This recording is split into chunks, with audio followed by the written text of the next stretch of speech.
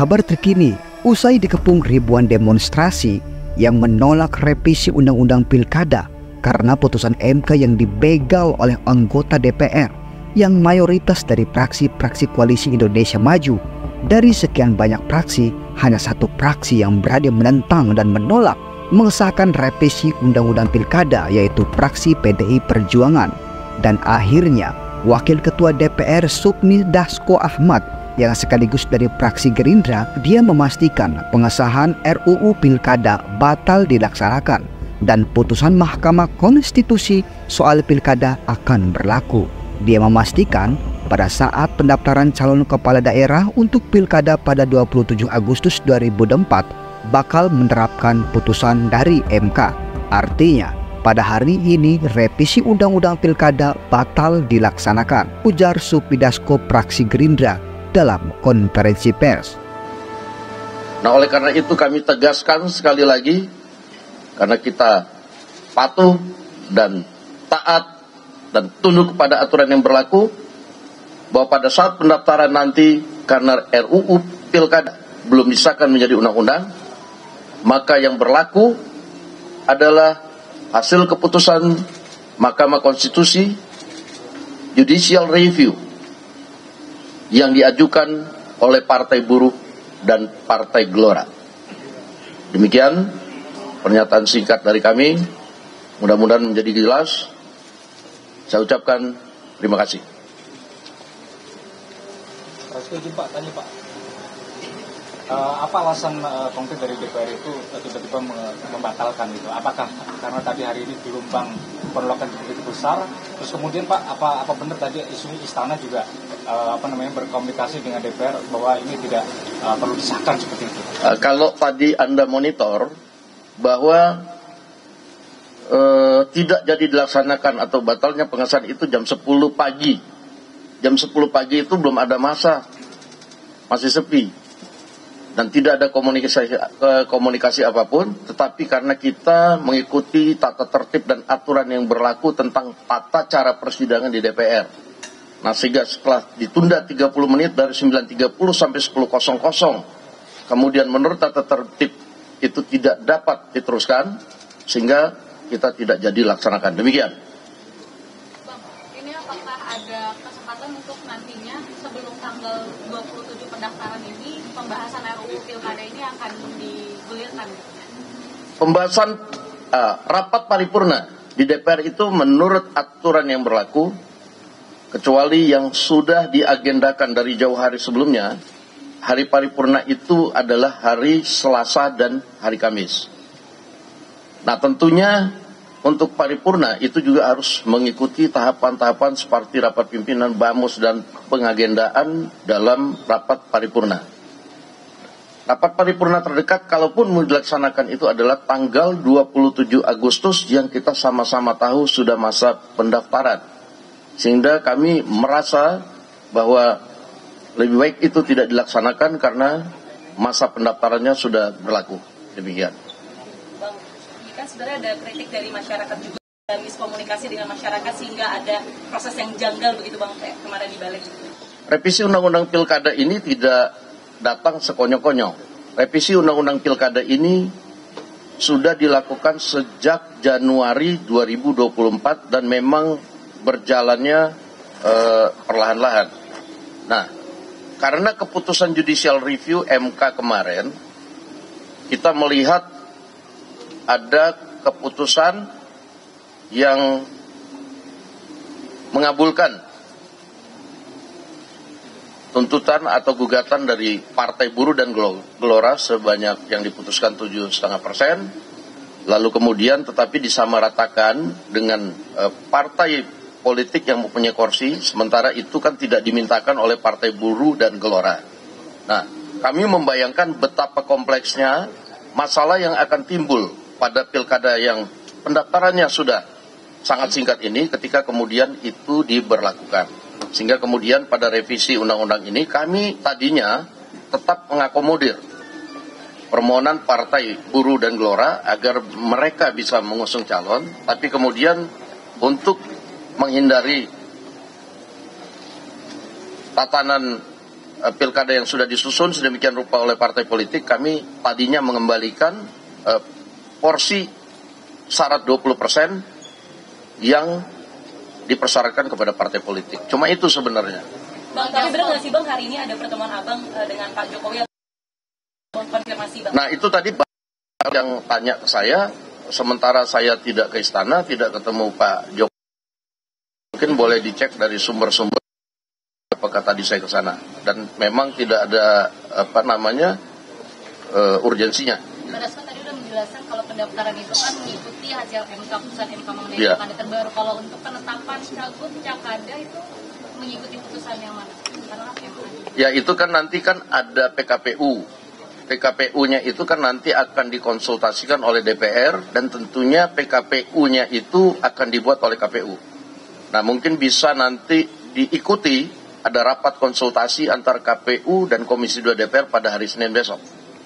Nah itu jawabannya baru akan bisa terjawab pada hari itu. Bang Dasko, ini pengguliran revisi Undang-Undang Pilkada ini dikaitkan dengan katanya kepentingan Koalisi Indonesia Maju untuk memajukan Mas Kaisang di Pilkada. Nah ini Bang Dasko sebagai pimpinan DPR dan juga sebagai salah satu dari elit dari Koalisi Indonesia Maju ini bagaimana tanggapannya? Sebenarnya kalau kita ngomong revisi Undang-Undang Pilkada ini hanya kepentingan Koalisi Indonesia Maju, ya tidak juga. Karena kalau yang pertama, fokus kita adalah bagaimana tatanan yang sudah kita atur di kabupaten kota itu kemudian karena keputusan MK ini juga bisa menjadi berubah.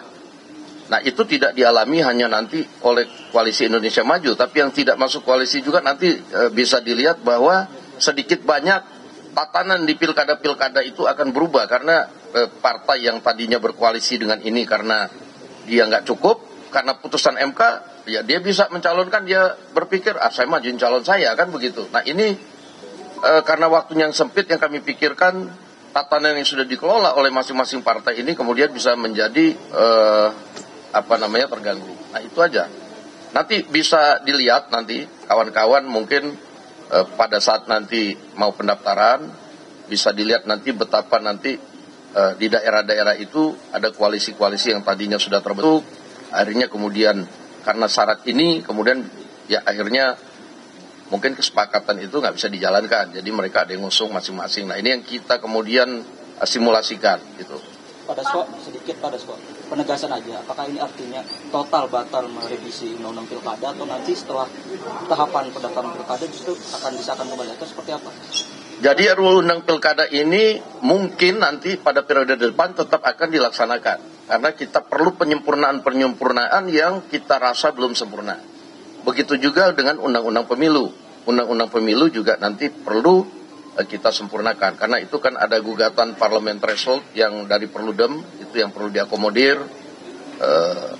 Yang katanya MK tidak berwenang untuk memutuskan ambang batas parlemen, karena memutuskan ambang batas itu adalah open legal policy-nya DPR. Nah itu nanti kita akan laksanakan putusan MK itu untuk mengkaji berapa sih sebenarnya yang pas untuk parlemen threshold pada pemilih yang akan datang.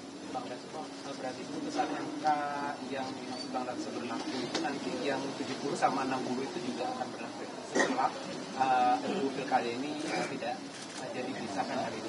Iya, putusan MK itu kan berlaku dan bersifat final and binding. Nah, ketika kemudian ada undang-undang baru, tentunya kan undang-undang baru, tapi kan undang-undang barunya nggak ada.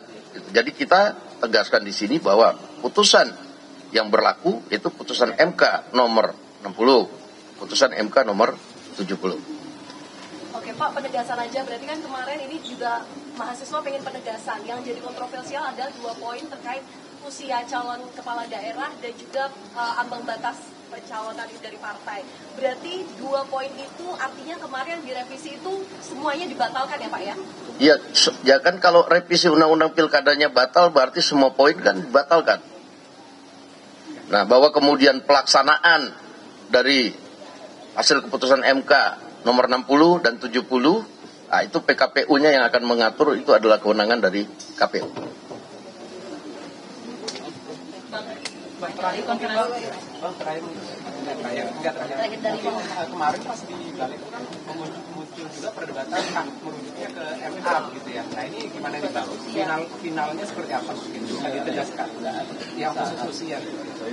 apa dikembalikan ke pembahasan PKPU yang di hari Senin akan dibahas? Jadi begini, itu kan masing-masing rezimnya MA dan MK kan itu berbeda.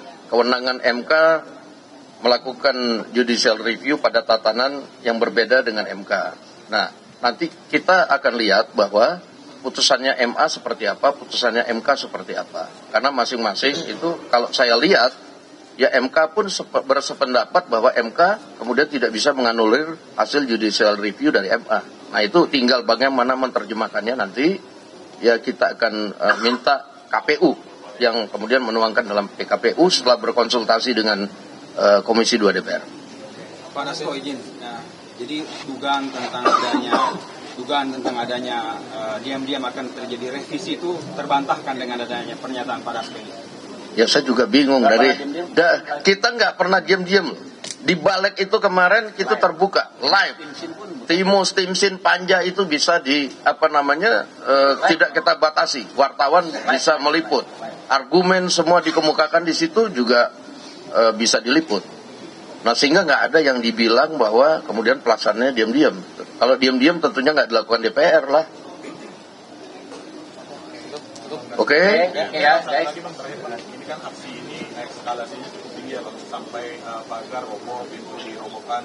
Ini dari pimpinan DPR sendiri melihatnya gimana Bang? Apalagi Abang dicari-cari tadi yang memasak.